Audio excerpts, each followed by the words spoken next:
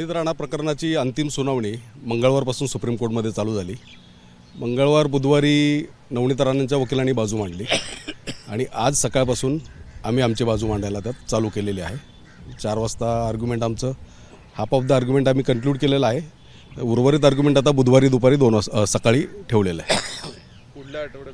पुढल्या आठवड्यात बुधवारी सकाळी 11 वाजता। सध्या तुमच्याकडून काय काय मुद्दे मांडण्यात आले या सगळ्यात? आमचे मेन मुद्दे असे होते की त्यांनी नवनीत राणा यांनी मोची जातीचा दाखला मिळवला होता आणि त्याचं व्हेरिफिकेशन करून जात व्हॅलिडिटी करून घेतली होती।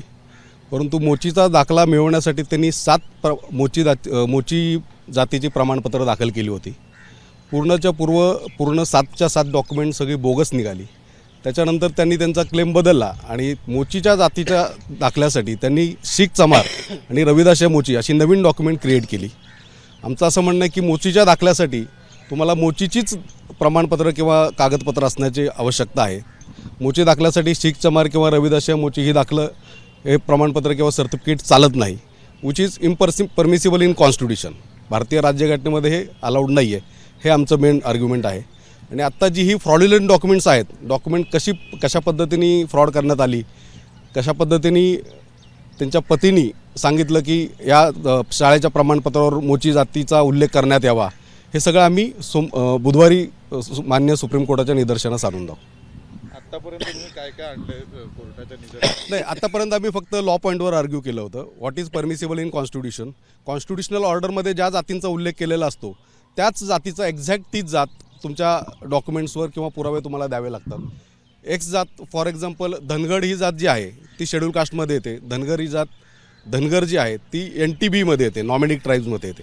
तसेच मोची जात जी आहे ते मोचीच उल्लेख असला पाहिजे। रविदास मोची जो पंजाबमध्ये उल्लेख आहे त्या रवी जातीच्या मोची जातीचा बेनिफिट तुम्हाला मोची या जात प्रमाणपत्रासाठी घेता येणार नाही, किंवा शीख चमार जो आहे त्याचा तुम्हाला मोचीच्या दाखल्यासाठी घेता येणार नाही।